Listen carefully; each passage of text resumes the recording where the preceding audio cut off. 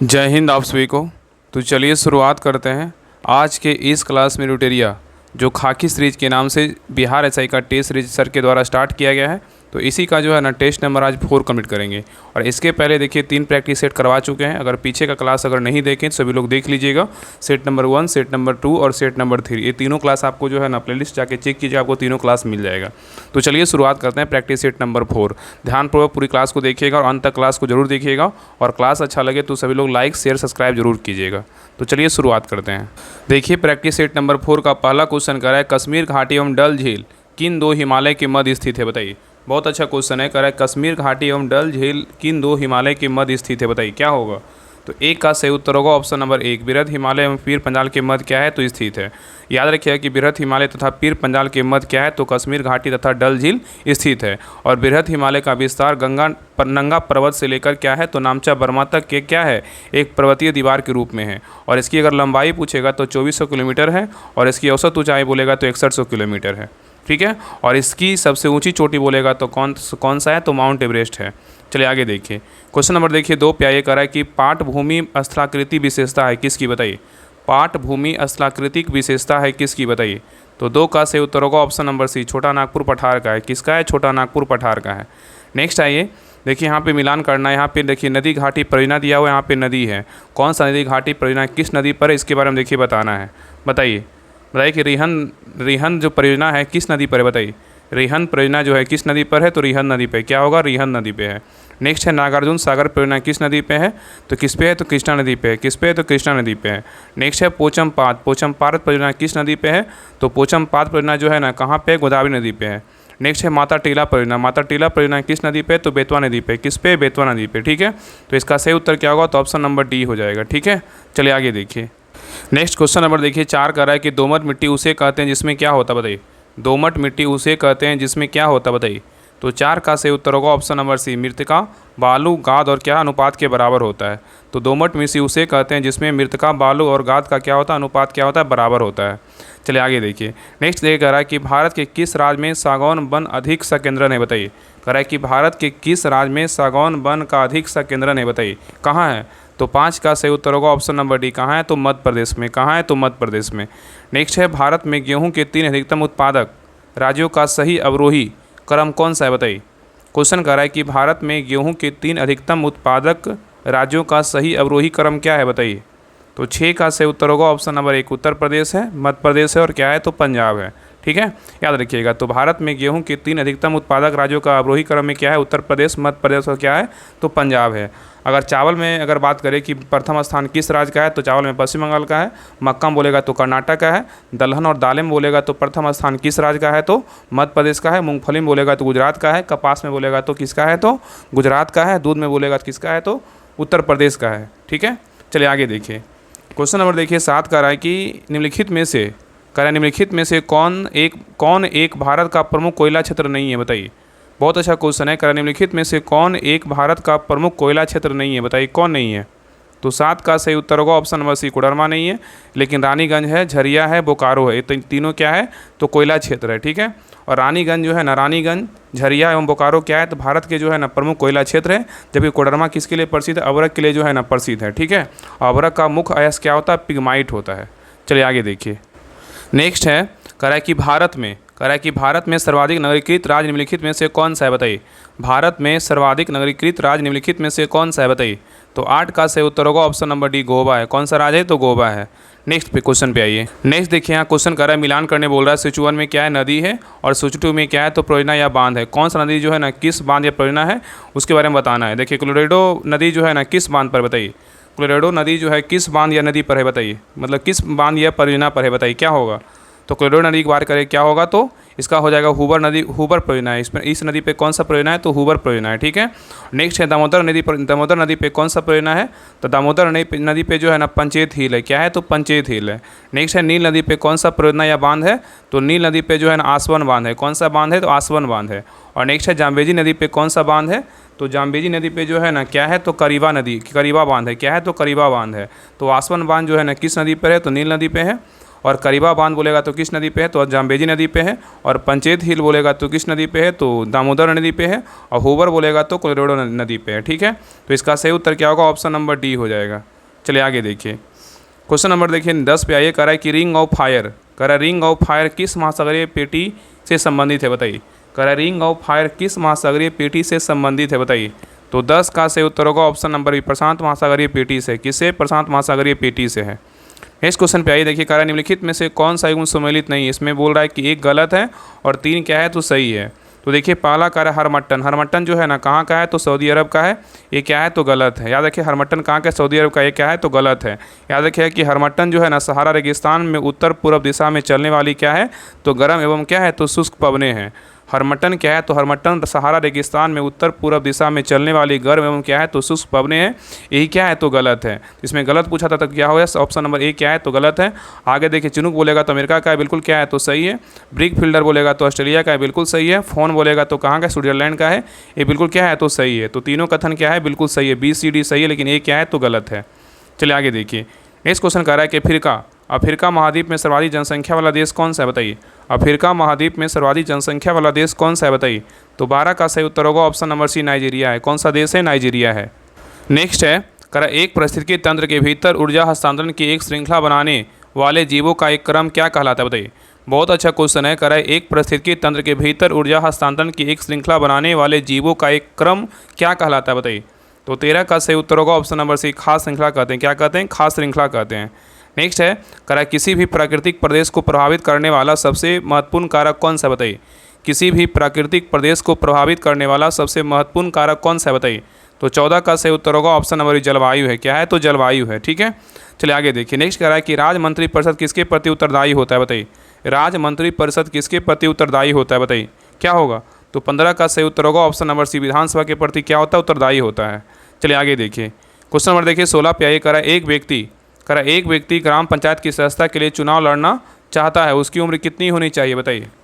कह रहा है कि एक व्यक्ति ग्राम पंचायत की सदस्यता के लिए चुनाव लड़ना चाहता है, उसकी उम्र जो है ना कितनी होनी चाहिए, बताइए। क्या होगा, तो 16 का सही उत्तर होगा ऑप्शन नंबर सी, 21 वर्ष या उससे ऊपर होना चाहिए। ठीक है, चलिए आगे देखिए। क्वेश्चन नंबर देखिए 17 कह रहा है कि बांग्लादेश की स्थापना कब हुआ था, बताइए। बांग्लादेश का स्थापना कब हुआ था, बताइए। 17 का सही उत्तर क्या होगा, ऑप्शन नंबर 1971 में हुआ था। कब हुआ था, 1971 में हुआ था। तो बांग्लादेश का जो सृजन हुआ था कब हुआ था, 1971 में हुआ था। और 1970 से 71 में शेख मुजीबुर रहमान के नेतृत्व में बांग्लादेश की स्वायत्ता का आंदोलन प्रारंभ हो गया था। और पूर्वी पाकिस्तान अर्थात बांग्लादेश की जनता पूर्णतः जो है ना मुजीबुर रहमान के साथ थी। ठीक है, और 2 दिसंबर 1971 को पाकिस्तानी वायुयानों ने भारत के हवाई अड्डों पर भीषण बमबारी आरंभ कर दिया। और 4 दिसंबर 1971 को भारतीय सेना ने जवाबी कार्रवाई प्रारंभ कर दी और पाकिस्तान के लगभग जो है ना 6000 वर्ग मील भूमि पर जो है अधिकार कर लिया। ठीक है, तो अंततः जो है ना 16 दिसंबर 1971 को ढाका में एक सैनिक समारोह में पाकिस्तान के जनरल नियाजी ने भारत के लेफ्टिनेंट जनरल कौन थे, जगजीत सिंह अरोड़ा के सम्मुख आत्मसमर्पण कर दिया। ठीक है, तो 1971 में क्या हुआ, बांग्लादेश बना। ठीक है, चलिए आगे देखिए। ये देखिए क्वेश्चन नंबर 18 कह रहा है कि ध्यानचंद ट्रॉफी किस खेल से संबंधित है, बताइए। ध्यानचंद ट्रॉफी किस खेल से संबंधित है, बताइए। क्या होगा, तो 18 का सही उत्तर होगा ऑप्शन नंबर 1, हॉकी से है। किससे है, तो हॉकी से है। नेक्स्ट है, कह रहा है कि सूरसागर क्या है, बताइए। सूरसागर क्या है, बताइए। तो 19 का सही उत्तर होगा ऑप्शन नंबर 20, सूरदास की क्या है, काव्य रचना है। तो सूरसागर क्या है, तो सूरदास की क्या है, तो काव्य रचना है। चलिए आगे देखिए। नेक्स्ट है, कह रहा है कि अंतर्राज्यीय परिषद का गठन किस समिति की सिफारिश पर की गई थी, बताइए। अंतर्राज्यीय परिषद का गठन किस समिति की सिफारिश पर की गई थी, बताइए। क्या होगा, तो 20 का सही उत्तर होगा ऑप्शन नंबर सी, सरकारी आयोग की जो है ना सिफारिश पर किया गया था। नेक्स्ट है, कह रहा है कि भारत का राष्ट्रीय जलीय जीव कौन सा है, बताइए। भारत का राष्ट्रीय जलीय जीव कौन सा है, बताइए। तो 21 का सही उत्तर होगा ऑप्शन नंबर सी, गंगा का डॉल्फिन है। क्या है, तो गंगा का डॉल्फिन है। भारत का राष्ट्रीय जलीय जीव बोलेगा गंगा का डॉल्फिन है।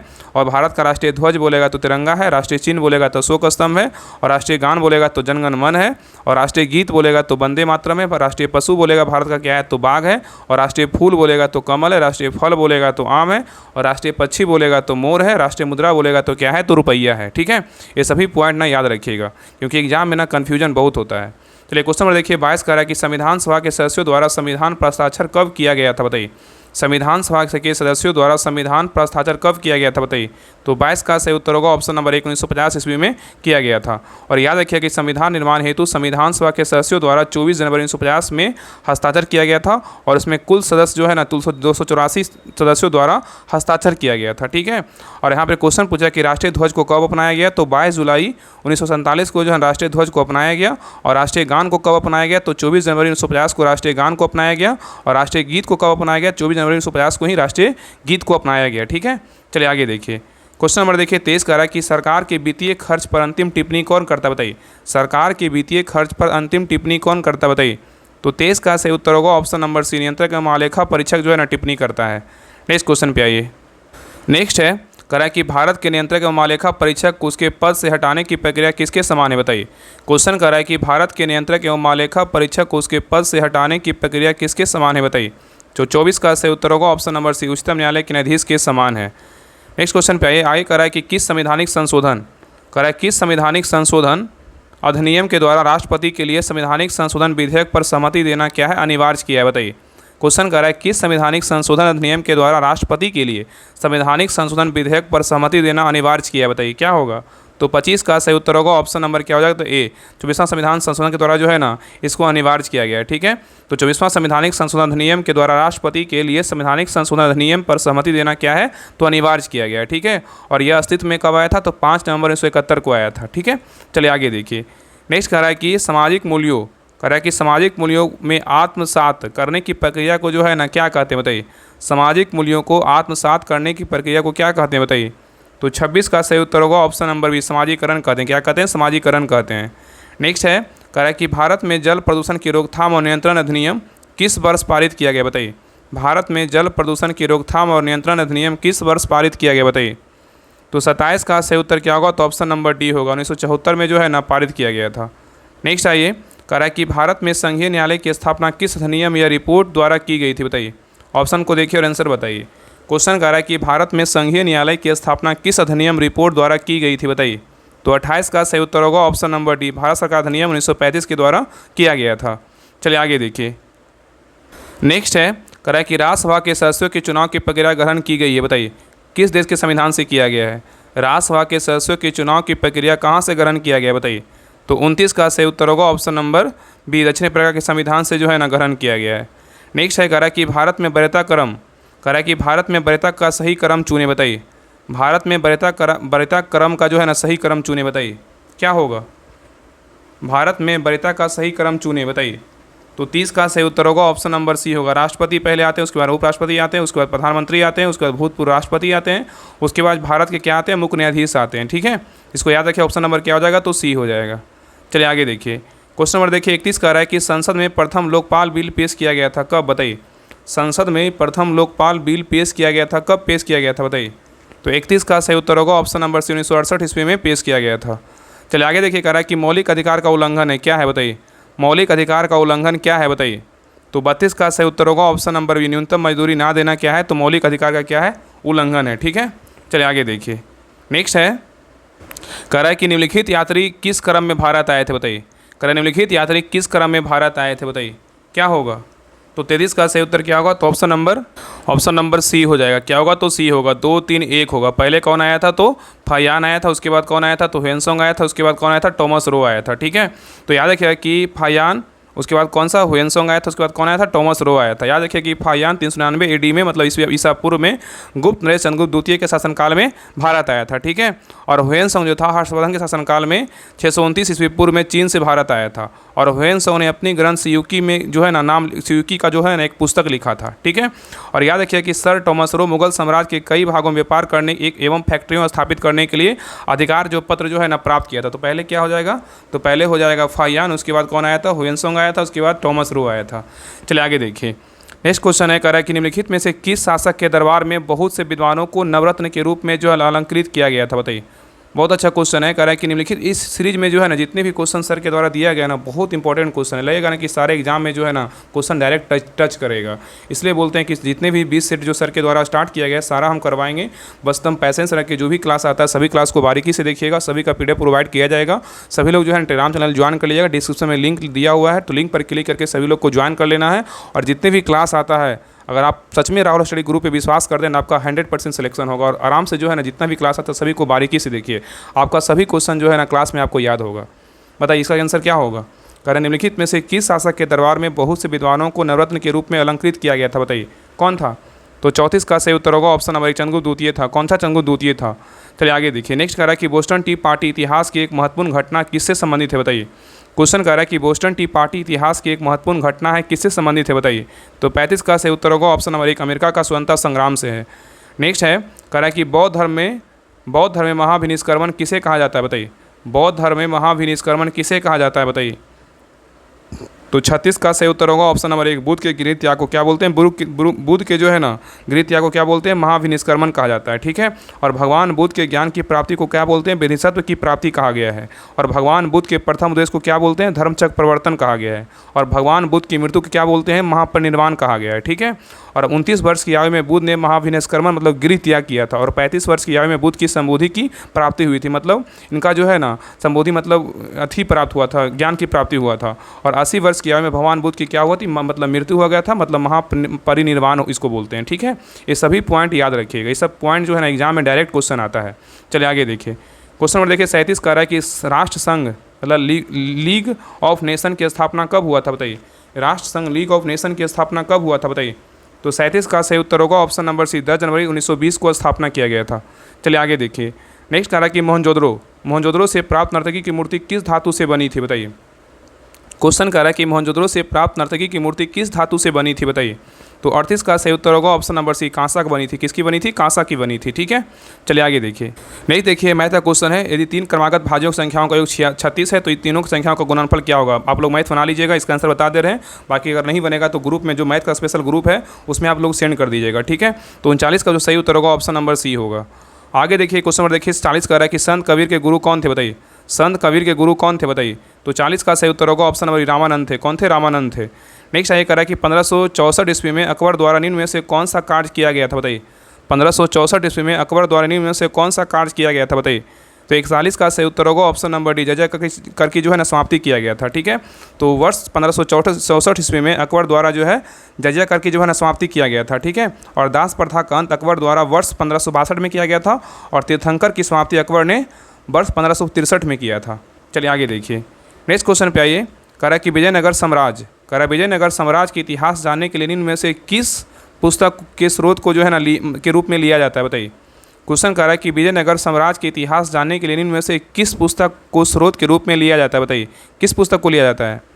तो 42 का सही उत्तर होगा ऑप्शन नंबर डी, इनमें से सभी को लिया जाता है। किसको लिया जाता है, मधुरा विजयम को लिया जाता है, ए फॉरगॉटन एम्पायर को लिया जाता है, और गुलशन इब्राहिमी को लिया जाता है। ठीक है। तीनों होगा। ठीक है। तो सही उत्तर क्या होगा, ऑप्शन नंबर डी हो जाएगा। चलिए आगे देखिए।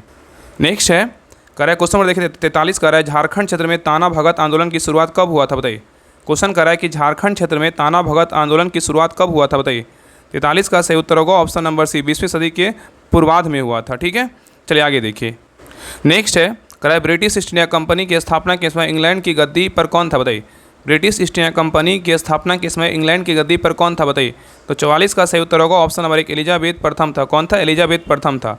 नेक्स्ट ये कह रहा है कि भारत में शासन करने वाले दिए गए शासकों कालानुक्रम अनुसार जो है सही क्रम क्या है। बताइए क्वेश्चन कह रहा है कि भारत में शासन करने वाले दिए गए शासकों का कालक्रम अनुसार सही क्रम क्या है। बताइए क्या होगा। तो 45 का सही उत्तर होगा ऑप्शन नंबर बी हो जाएगा। क्या होगा, बी होगा। ठीक है। इसमें कौन कौन हो जाएगा, पहले हो जाएगा इल्तुतमिश हो जाएगा, पहले इल्तुतमिश, उसके बाद कौन होगा तो अलाउद्दीन खिलजी हो जाएगा, उसके बाद कौन होगा तो शेरशाह सूरी, उसके बाद कौन था, अकबर था। ठीक है। तो भारत में शासन करने वाले दिए गए शासकों का क्रम अनुसार सजाना था। तो पहले इल्तुतमिश, उसके बाद अलाउद्दीन खिलजी, उसके बाद क्या हो जाएगा तो शेरशाह सूरी, उसके बाद कौन हो जाएगा तो अकबर हो जाएगा। ठीक है। चलिए आगे देखिए।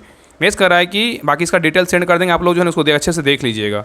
आगे देखिए क्वेश्चन नंबर देखिए 46 कर रहा है कि भगत सिंह और बटुकेश्वर दत्त ने दिल्ली केंद्रीय विधानसभा में बम फेंके, वे किसका विरोध कर रहे थे। बताइए क्वेश्चन कह रहा है कि भगत सिंह और बटुकेश्वर दत्त ने दिल्ली केंद्रीय विधानसभा में बम फेंके हुए किसका विरोध कर रहे थे। बताइए क्या होगा। तो 47 का सही उत्तर होगा ऑप्शन नंबर डी में से जो है ना कोई नहीं, मतलब सॉरी यहाँ पे क्या हो जाएगा ना, एक मिनट। इसका जो सही उत्तर होगा ऑप्शन नंबर क्या हो जाएगा, सी हो जाएगा। ऑप्शन नंबर जो है ना सी हो जाएगा। सही उत्तर होगा ऑप्शन नंबर सी हो जाएगा, trade dispute bill and public safety bill हो जाएगा। तो क्वेश्चन कर रहा था कि भगत सिंह और बटुकेश्वर दत्त ने दिल्ली और केंद्रीय विधानसभा में बम फेंके हुए किसका विरोध कर रहे थे, तो trade dispute bill and public safety bill का जो है ना विरोध कर रहे थे। ठीक है, तो सही उत्तर क्या होगा, ऑप्शन नंबर सी हो जाएगा। चलिए आगे देखिए, क्वेश्चन नंबर देखिए 47 कर रहा है कि सन 1931 में बिहार समाजवादी पार्टी का गठन किसने किया था, बताइए। कह रहा है कि सन 1931 में बिहार समाजवादी पार्टी का गठन किसने किया था, बताइए। तो सही उत्तर क्या होगा, ऑप्शन नंबर डी हो जाएगा। उपरोक्त में से एक से अधिक ने किया था। इसमें कौन कौन किए थे, फूलन प्रसाद वर्मा। इसमें जो है ना कौन कौन गठन किए थे, फूलन प्रसाद वर्मा थे, राम वृक्ष बेनीपुरी थे और गंगा शरण सिंह थे, ये तीनों थे। ठीक है, तो सही उत्तर क्या होगा, ऑप्शन नंबर डी हो जाएगा। तो याद रखिएगा कि 1931 में बिहार में समाजवादी दल का गठन गंगा शरण सिन्हा, राम वृक्ष बेनीपुरी और रामानंद मिश्रा, फूलन प्रसाद वर्मा आदि के द्वारा जो है ना किया गया था। ठीक है, चलिए आगे देखिए, क्वेश्चन नंबर देखिए 48 का रहा कि 20 फरवरी 1947 को प्रधानमंत्री इटली ने भारत में से ब्रिटिश शासन को कब तक वापस लेने की घोषणा की थी, बताइए। क्वेश्चन कह रहा है कि 20 फरवरी 1947 को प्रधानमंत्री इटली ने भारत से ब्रिटिश शासन को कब तक वापस लेने की घोषणा की थी, बताइए। तो 48 का सही उत्तर होगा ऑप्शन नंबर सी, जून 1948 में जो है ना वापस लेने की घोषणा किया था। ठीक है, तो याद रखिए कि 20 फरवरी 1947 को प्रधानमंत्री इटली ने भारत से ब्रिटिश शासन की जून 1948 तक वापस लेने की घोषणा किया था। चलिए आगे देखिए, नेक्स्ट है कह किसने स्वदेशी आंदोलन की प्रेरणा हेतु भारत माता की पेंटिंग बनाई थी, बताइए। कह किसने स्वदेशी आंदोलन की प्रेरणा हेतु भारत माता की पेंटिंग बनाई थी, किसने बनाया था। तो 49 का सही उत्तर होगा ऑप्शन नंबर 1, अविन्द्रनाथ टैगोर ने बनाया था। कौन बनाया था, अविन्द्रनाथ टैगोर ने बनाया था। तो याद रखिए कि अविन्द्रनाथ टैगोर ने स्वदेशी आंदोलन की प्रेरणा हेतु भारत माता की पेंटिंग बनाई थी। और स्वदेशी आंदोलन के समय अविन्द्रनाथ टैगोर ने भारतीय कला पर पश्चात आधिपत्य को तोड़ा तथा मुगलों स्वदेशी पारंपरिक कलाओं एवं अजंता चित्रकला से क्या है प्रेरणा लेना जो है ना शुरू किया था। ठीक है, चलिए आगे देखिए, क्वेश्चन नंबर 50 पे कह रहा है यह किसने कहा कि क्रांतिकारियों का उद्देश्य आतंकवाद नहीं अपितु क्रांति और क्रांति का जो है ना उद्देश्य भारत में राष्ट्रीय सरकार की स्थापना है, बताइए। क्वेश्चन कह रहा है कि यह किसने कहा कि क्रांतिकारियों का उद्देश्य आतंकवाद नहीं अपितु क्रांति और क्रांति का उद्देश्य भारत में राष्ट्रीय सरकार की क्या है, तो स्थापना है, बताइए। किसने कहा था, तो 50 का सही उत्तर होगा option number B, Subhash Chandra Bose ने कहा था। ठीक है, चलिए आगे देखिए, नेक्स्ट कह रहा है कि नगद आरक्षित अनुपात को कम करने से अर्थव्यवस्था पर इसका निम्नलिखित प्रभाव पड़ेगा। क्या प्रभाव पड़ेगा, बताइए। कह रहा है कि नगद आरक्षित अनुपात को कम करने से अर्थव्यवस्था पर इसका क्या प्रभाव पड़ेगा, बताइए। तो 51 का सही उत्तर होगा ऑप्शन नंबर क्या हो जाएगा, तो यहाँ पे देखिए सही कूट का चयन करने बोल रहा है। इसमें जो है ना कौन कौन प्रभाव पड़ेगा, बताइए क्या होगा। तो 51 का सही उत्तर होगा ऑप्शन नंबर क्या हो जाएगा, तो सी हो जाएगा। यहाँ पे जो है ना बैंकों के पास अधिक तरलता होगा। और नेक्स्ट है अर्थव्यवस्था में निवेश में वृद्धि देखने को मिल सकती है।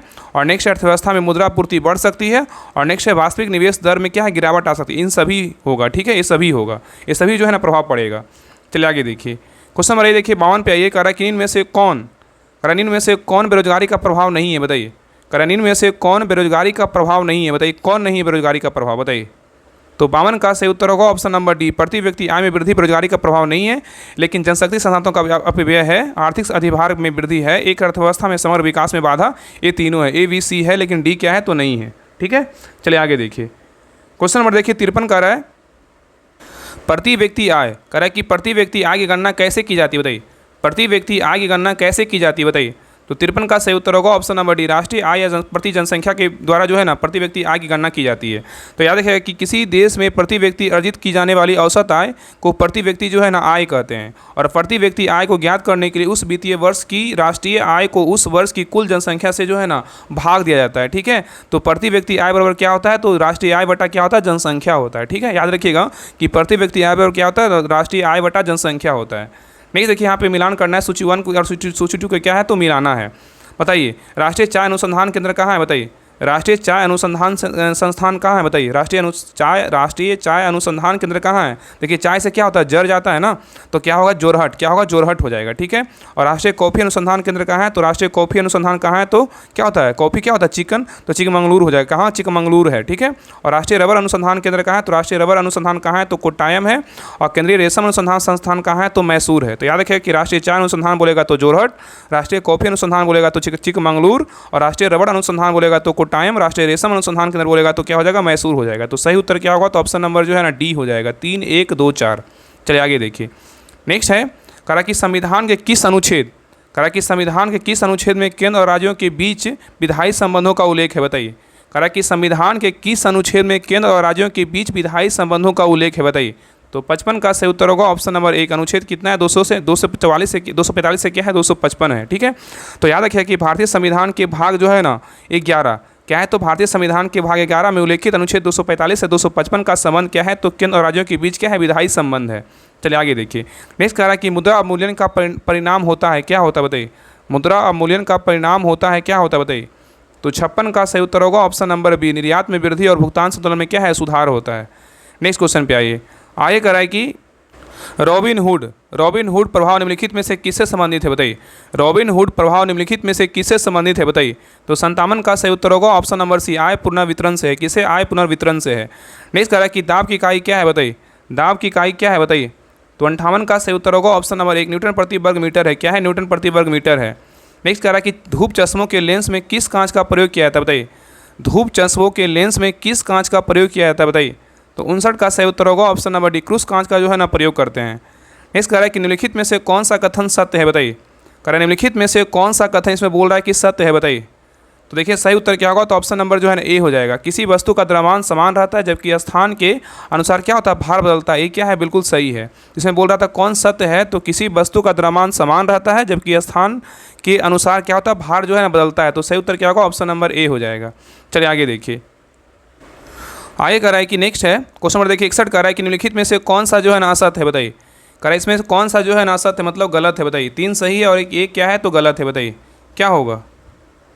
तो देखिए पहला कह रहा है हेलिना क्या है? तो स्कॉर्पियन श्रेणी की पनडुब्बी। ये क्या है? तो गलत है। बराक क्या है? तो 8 सरफेस टू क्या है? तो टू एयर मिसाइल है। बराक 8 क्या है? तो सरफेस टू क्या है? एयर मिसाइल है। और पिनाक क्या है? तो रॉकेट है। चुनुक क्या है? तो हेलीकॉप्टर है। ठीक है, और हेलिना क्या है? तो भारत में जो है ना विकसित टैंक रोधी मिसाइल है। क्या होगा हेलिना?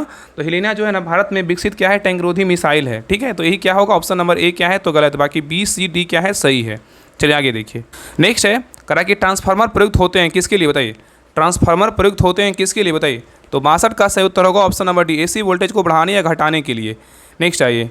आगे का निम्न में से कौन विकल्प सही है बताइए? इसमें कौन सा विकल्प जो है ना बिल्कुल क्या है? सही है बताइए? तो सही उत्तर क्या होगा? Option number D. इनमें से सभी क्या है? तो सही है। एक अर्ग बराबर क्या होता है? 10⁻⁷ जूल होता है। एक इलेक्ट्रॉन वोल्ट बराबर क्या होता है? 1.6 गुना 10⁻�19 जूल होता है। बिल्कुल सही है। और एक कैलोरी बराबर क्या होता है? 4.186 जूल होता है। तो ए बी सी क्या है? बिल्कुल सही है। ठीक है, तो इसमें सभी उत्तर क्या है? बिल्कुल सही है। ठीक है, तो ऑप्शन नंबर डी हो जाएगा। चलिए आगे देखिए। नेक्स्ट कह रहा है कि निम्नलिखित में से कौन सा विद्युत चुंबकीय तरंगों का गुण नहीं है? यहाँ पे नहीं पूछा है। यहाँ पे हर जब भी एग्जाम दीजिए कभी भी तो वहाँ पे देखिए हर क्वेश्चन को ध्यानपूर्वक पढ़े कि यहाँ पे नहीं पूछा है कि पूछा है। तो कह रहा है निम्नलिखित में से कौन सा विद्युत चुंबकीय तरंगों का गुण नहीं है? बताइए कौन नहीं है? तो देखिए पहला कह रहा है कि विद्युत चुंबकीय तरंगें व्यक्तिकरण तथा विवर्तन नहीं दिखाती। ये क्या है? तो यही गलत है। ठीक है, यही क्या है? तो ऑप्शन नंबर ए क्या है? तो सही उत्तर है। इसमें क्या है? नहीं पूछा है गुण नहीं, तो ए नंबर क्या है? तो गुण नहीं है। बाकी देखिए आगे कह रहा है कि विद्युत तथा चुंबकीय क्षेत्र एक दूसरे के क्या है? लंबवत होते हैं। ये बिल्कुल क्या है? तो सही है। विद्युत तथा चुंबकीय क्षेत्र एक दूसरे के लंबवत होते हैं। बिल्कुल क्या है? सही है। और नेक्स्ट कह रहा है कि विद्युत चुंबकीय तरंगें अनुप्रस्थ तरंगें होती है। बिल्कुल क्या है? सही है। और विद्युत चुंबकीय तरंगों को आगे बढ़ाने के लिए किसी माध्यम की आवश्यकता नहीं होती है। ये भी क्या है? तो सही है। तो बी सी डी क्या है? तो इसके गुण है विद्युत चुंबकीय तरंग का, लेकिन ए क्या है? तो नहीं है। ठीक है, चलिए आगे देखिए। नेक्स्ट कह रहा है कि क्वेश्चन नंबर देखिए 65 पे आइए। कह रहा है कि अल्फा बीटा गामा उनकी भेदन शक्तियों के आधार पर अवरोही क्रम में सजाएं। बताइए अल्फा बीटा गामा को उनकी भेदन शक्तियों के आधार पर अवरोही क्रम में सजाएं। बताइए क्या होगा? तो 65 का सही उत्तर क्या होगा? ऑप्शन नंबर बी हो जाएगा। गामा बीटा और क्या हो जाएगा? अल्फा हो जाएगा। ठीक है, तो अल्फा बीटा तथा गामा की भेदन शक्ति को अवरोही क्रम में सजाने बोला तो क्या हो जाएगा? तो गामा बीटा अल्फा हो जाएगा। और गामा किरणों की भेदन क्षमता अत्यधिक होती है और वह आयन क्षमता क्या होती है? तो न्यूनतम होती है। ठीक है, और अल्फा किरणों की भेदन क्षमता सबसे कम होती है, जबकि बीटा किरणों की भेदन क्षमता क्या होती है? अल्फा किरणों से क्या होती है? अधिक होती है। चलिए आगे देखिए। नेक्स्ट क्वेश्चन पे आइए। कह रहा है कि एक वस्तु को एक उत्तल लेंस के अक्ष पर उसके फोकस और प्रकाशिक केंद्र 0 के बीच स्थित एक बिंदु पर रखा जाता है तो निर्मित प्रतिबिंब क्या होगा? बताइए। क्वेश्चन बहुत ही अच्छा है। कह रहा है एक वस्तु को एक उत्तल लेंस के अक्ष पर उसके फोकस और प्रकाशिक केंद्र 0 के बीच स्थित एक बिंदु पर रखा जाता है तो निर्मित जो प्रतिबिंब होगा वो कैसा होगा? बताइए। तो 66 का जो सही उत्तर होगा ऑप्शन नंबर सी आभासी और क्या होगा? तो बड़ा होगा। ठीक है, अगर अनंत पे रहेगा, अगर वस्तु की स्थिति अगर अनंत पे रहेगा तो प्रतिबिंब की प्रकृति क्या होगी? F2 पर होगी। और प्रतिबिंब की जो स्थिति होगी वास्तविक बहुत छोटा और क्या होगा? उल्टा होगा। ठीक है, चलिए आगे देखिए।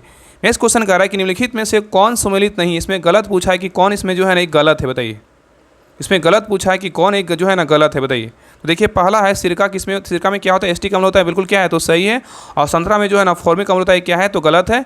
इमली में क्या है टर्टरिक एसिड होता है, बिल्कुल क्या है तो सही है। और टमाटर में क्या है औजलिक अम्ल होता है, बिल्कुल क्या है तो सही है। तो गलत उत्तर क्या होगा, ऑप्शन नंबर जो है ना बी क्या है तो गलत है। याद रखिएगा कि फॉर्मिक अम्ल जो होता है ना, फॉर्मिक अम्ल एक कार्बनिक यौगिक है, या लाल चींटियों, मधुमक्खियों, बिच्छू या बर्रे के डंकों में जो है ना पाया जाता है, ठीक है। और साइट्रिक अम्ल है एक दुर्बल कार्बनिक अम्ल है, नींबू, संतरे और अनेक खट्टे फलों में साइट्रिक अम्ल और इसके लवण पाए जाते हैं, ठीक है। तो संतरा में क्या होगा, फॉर्मिक अम्ल नहीं होगा, ठीक है। चलिए आगे देखिए। तो संतरा में क्या हो जाएगा, साइट्रिक अम्ल हो जाएगा। और फॉर्मिक अम्ल किस में हो जाएगा, तो मधुमक्खी के डंक और लाल चींटियों के डंक में पाया जाता है। चलिए नेक्स्ट क्वेश्चन पे आइए। आगे करा निम्नलिखित में से कौन सी घटना प्रकाश संश्लेषण में नहीं होती है। यहाँ पे देखिए नहीं दिया हुआ है। करा निम्नलिखित में से कौन सी घटना प्रकाश संश्लेषण में नहीं होती, बताइए कौन सी घटना नहीं होती है। तो देखिए इसका सही उत्तर क्या होगा, ऑप्शन नंबर सी। कार्बन का कार्बन डाइऑक्साइड में ऑक्सीकरण एक क्या है घटना नहीं होती, लेकिन प्रकाश ऊर्जा का रासायनिक ऊर्जा में परिवर्तन ये होता है। और कार्बन डाइऑक्साइड का कार्बोहाइड्रेट में अपचयन ये होता है। और क्लोरोफिल द्वारा प्रकाश ऊर्जा का अवशोषण ये भी होता है। तो ए, बी और डी होता है, लेकिन सी जो है ना ये प्रकाश संश्लेषण में नहीं होता है घटना, ठीक है। चलिए आगे देखिए। नेक्स्ट करा देखिए मैथ का क्वेश्चन, इसको बना लीजिएगा। इसका सही उत्तर 69 का क्या होगा, ऑप्शन नंबर डी हो जाएगा। क्या होगा तो डी होगा। आगे देखिए नेक्स्ट करा कि निम्नलिखित में से कौन सा पॉलीमर नहीं है, बताइए। कराए निम्नलिखित में से कौन सा पॉलीमर नहीं है, बताइए कौन पॉलीमर नहीं है। तो 70 का सही उत्तर होगा ऑप्शन नंबर सी। क्रेप्टोलैक्टम पॉलीमर नहीं है, लेकिन नायलॉन है, टेफ्लॉन है, पॉलीस्टाइरीन है। चलिए आगे देखिए। नेक्स्ट है कराए पायरोडॉक्सिन किस विटामिन को कहा जाता है, बताइए। पायरोडॉक्सिन किस विटामिन को कहा जाता है, बताइए। तो 71 का सही उत्तर होगा ऑप्शन नंबर 1। विटामिन B6 को क्या बोलते हैं, पायरोडॉक्सिन बोलते हैं। तो विटामिन B6 को पायरोडॉक्सिन कहा जाता है। और इसकी कमी से उत्पन्न रोग कौन क्या होता है, तो रक्तहीनता, चर्म रोग और पेशीय ऐंठन होता है। नेक्स्ट करा कि निम्नलिखित में से कौन सी कोशिका मानव शरीर की सबसे लंबी कोशिका है, बताइए। करा निम्नलिखित में से कौन सी कोशिका मानव शरीर की सबसे लंबी कोशिका है, बताइए। तो 72 का सही उत्तर क्या होगा, ऑप्शन नंबर 1 तंत्रिका कोशिका है। क्या है तो तंत्रिका कोशिका है। नेक्स्ट आइए करें एक वयस्क मानव में समानतः कितने चवर्णक होते हैं, बताइए। एक वयस्क मानव में समानतः कितने चवर्णक होते हैं, बताइए। तो 73 का सही उत्तर होगा ऑप्शन नंबर डी। 12 चवर्णक होते हैं। कितने होते हैं, 12 चवर्णक होते हैं। नेक्स्ट देखिए यहाँ पे देखिए मिलान करने बोल रहा है। यहाँ पे देखिए सूची 1 क्या है और सूची 2 दिया हुआ है, ठीक है। तो यहाँ पे देखिए मिलान करना, बताइए जनन ग्रंथि किस में होता है, बताइए। जनन ग्रंथि में क्या होता है, बताइए। तो जनन ग्रंथि में क्या होता है, प्रोजेस्टेरोन होता है। क्या होता है, प्रोजेस्टेरोन होता है। और नेक्स्ट है पीयूष ग्रंथि में क्या होता है, पीयूष ग्रंथि में क्या होता है, वृद्धि हार्मोन। क्या बोलते हैं, वृद्धि हार्मोन। अग्नाशय क्या है, अग्नाशय में क्या होता है, अग्नाशय जो है इंसुलिन को बोलते हैं। किसको, इंसुलिन। और अधिवृक्क क्या है, तो अधिवृक्क जो है ना क्या है तो कार्टिसोल है। क्या है तो कार्टिसोल है। जनन ग्रंथि, जनन संधि बोलेगा तो क्या हो जाएगा, जनन संधि या तो ग्रंथि बोलेगा तो क्या होगा, प्रोजेस्टेरोन हो जाएगा। और पीयूष ग्रंथि बोलेगा तो वृद्धि हार्मोन हो जाएगा। अग्नाशय बोलेगा तो इंसुलिन हो जाएगा। और अधिवृक्क बोलेगा तो कार्टिसोल हो जाएगा। तो सही उत्तर क्या होगा, तो ऑप्शन नंबर सी हो जाएगा। 2, 3, 1, 4। नेक्स्ट क्वेश्चन पे आइए।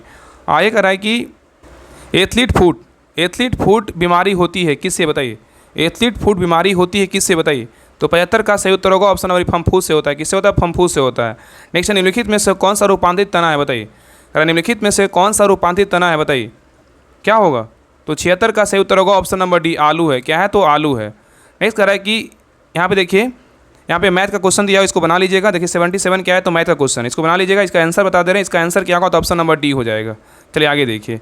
आगे कह रहा है कि क्वेश्चन नंबर देखिए 78 का है, डायनेमो का कार्य क्या है, बताइए। डायनेमो का जो काम है वो क्या है, बताइए। तो 78 का सही उत्तर होगा ऑप्शन नंबर सी। यांत्रिक ऊर्जा को विद्युत ऊर्जा में बदलता है, कौन बदलता है, तो डायनेमो बदलता है। तो यांत्रिक ऊर्जा को विद्युत ऊर्जा में कौन बदलता है, डायनेमो बदलता है, ठीक है। और मोटर क्या करता है, तो विद्युत ऊर्जा को यांत्रिक ऊर्जा में बदलता है। और बल्ब क्या करता है, तो बल्ब जो है ना किस में बदलता है, तो बल्ब विद्युत ऊर्जा को प्रकाश ऊर्जा में बदलता है। और नेक्स्ट बोलेगा अगर सौर सेल जो है ना, सेल जो होता है किस में रूपांतरित करता है, तो रासायनिक ऊर्जा को विद्युत ऊर्जा में रूपांतरित करता है। और जो ट्यूब लाइट होता है विद्युत ऊर्जा को प्रकाश ऊर्जा में रूपांतरित करता है, ठीक है। चलिए आगे देखिए। नेक्स्ट क्वेश्चन कर रहा है कि डॉपलर प्रभाव, कह रहा है कि डॉपलर प्रभाव के अनुसार जब स्रोत प्रेक्षक की ओर चलता है तो वह क्या होता है, बताइए। कह रहा है कि डॉपलर प्रभाव के अनुसार जब स्रोत प्रेक्षक की ओर चलता है तो क्या होता है। तो 79 का सही उत्तर होगा ऑप्शन नंबर बी। स्रोत से ज़्यादा क्या होती है, आवृत्ति मापता है। क्या होता है, स्रोत से ज़्यादा आवृत्ति मापता है, ठीक है। चलिए आगे देखिए। क्वेश्चन नंबर देखिए 80 कह रहा है कि सही कथन को चुनिए, बताइए। इसमें सही कथन कौन सा है, बताइए। देखिए पहला कह रहा है कि लाल प्रकाश का तरंगदैर्घ्य बैंगनी प्रकाश से कम होता है, ये क्या है तो गलत है। नेक्स्ट कह रहा है कि लाल प्रकाश का तरंगदैर्घ्य हरे प्रकाश से ज़्यादा होता है, ये बिल्कुल क्या है तो सही है। बी नंबर क्या है तो ऑप्शन नंबर बी क्या है तो सही है। तो लाल रंग का तरंगदैर्घ्य अधिक एवं लाल रंग का तरंगदैर्घ्य अधिक एवं बैंगनी रंग का तरंगदैर्घ्य क्या होता है तो कम होता है। क्या होता है तो कम होता है, ठीक है।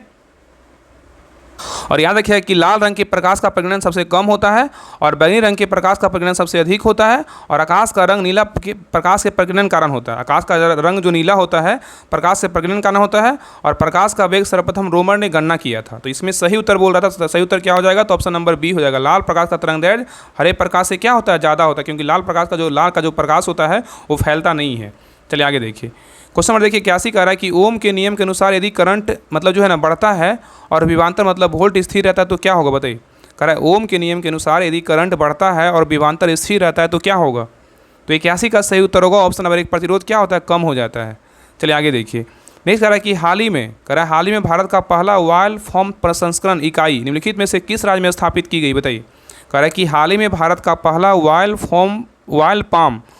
पाम प्रसंस्करण इकाई निम्नलिखित में से किस राज्य में स्थापित की गई, बताइए। तो 82 का सही उत्तर होगा ऑप्शन नंबर 1, अरुणाचल प्रदेश में जो है ना स्थापित किया गया है। तो प्रधानमंत्री ने हाल ही में अरुणाचल प्रदेश में मिशन पाम ऑयल के अंतर्गत पहला पाम ऑयल प्रसंस्करण का मिल का क्या किया है, उद्घाटन किया है। चलिए आगे देखिए, नेक्स्ट कह रहा है कि हाल ही में रेलवे बोर्ड की पहली महिला अध्यक्ष किसे नियुक्त किया गया है, बताइए। हाल ही में रेलवे बोर्ड की पहली महिला अध्यक्ष किसे नियुक्त किया गया है, बताइए। तो 83 का सही उत्तर होगा option number B, Jaya Verma Sinha को नियुक्त किया गया है। चलिए आगे देखिए, नेक्स्ट कह रहा है कि हरित अमोनिया निर्यात के लिए समझौता भारत और किस देश के मध्य हुआ है, बताइए। हरित अमोनिया निर्यात के लिए समझौता भारत और किस देश के बीच हुआ है, बताइए, क्या होगा। तो 84 का सही उत्तर होगा ऑप्शन नंबर 1, जापान के बीच हुआ है। तो याद रखिए अगस्त 2024 में हरित अमोनिया के लिए भारत और जापान के बीच क्या हुआ, निर्यात के लिए क्या हुआ, समझौता हुआ है। ठीक है, चलिए आगे देखिए, नेक्स्ट है कह रहा है 2025 में कितने व्यक्तियों को पद्म विभूषण प्रदान किया गया, बताइए। 2025 में कितने व्यक्तियों को पद्म विभूषण प्रदान किया गया, बताइए। तो 85 का सही उत्तर होगा ऑप्शन नंबर 1, 7 व्यक्तियों को जो है ना पद्म विभूषण प्रदान किया गया है। चलिए आगे देखिए, नेक्स्ट कह रहा है कि 20वां एशियाई खेल 2026 का आयोजन किस स्थान पर किया जाएगा, बताइए। 20वां एशियाई खेल का आयोजन किस स्थान पर किया जाएगा, बताइए। तो 86 का सही उत्तर होगा ऑप्शन नंबर 1, नागोया में किया जाएगा। कहाँ किया जाएगा, नागोया जापान में किया जाएगा। और ये देखिए क्वेश्चन जो है ना, जो 18 तारीख को जो मद्य निषेध का एग्जाम हुआ था एक्साइज का, उसमें देखिए क्वेश्चन पूछा गया था। ठीक है, तो इसलिए जो है ना बहुत इंपॉर्टेंट क्वेश्चन है। और ये सेट प्रैक्टिस जितने भी 20 प्रैक्टिस सेट आएगा ना, सारा इंपॉर्टेंट रहेगा। जो भी इस चैनल पे क्लास आता है ना, आँख बंद करके क्लास कीजिए। आपका जो है ना जो मार्क्स आ रहा है ना, अगर मान लीजिए 60 नंबर आ रहा है तो आपका ऑटोमेटिक है, उसमें आपका ना हर सेट में आपका नंबर बढ़ेगा। तो विश्वास करके हर वो क्लास कीजिए, आपका सारा जो है ना, आपका सब कुछ आपका राहुल स्टडी ग्रुप पे करवाया जाएगा। चलिए आगे देखिए, क्वेश्चन नंबर 87 कह रहा है कि भारतीय ओलंपिक संघ की पहली महिला अध्यक्ष किसे नियुक्त किया गया, बताइए। क्वेश्चन कह रहा है कि भारतीय ओलंपिक संघ की पहली महिला अध्यक्ष किसे नियुक्त किया गया, बताइए। तो 87 का सही उत्तर होगा option number D, PT Usha को जो है नियुक्त किया गया है। तो भारतीय ओलंपिक संघ की पहली महिला अध्यक्ष पीटी उषा को क्या किया है, नियुक्त किया गया है। ठीक है, चलिए आगे देखिए, नेक्स्ट कह रहा है कि US earth observation satellite EOS 8 mission को किस प्रक्षेपण यान से प्रक्षेपित किया गया, बताइए। EOS 8 मिशन को किस प्रक्षेपण यान से प्रक्षेपित किया गया, बताइए, क्या होगा।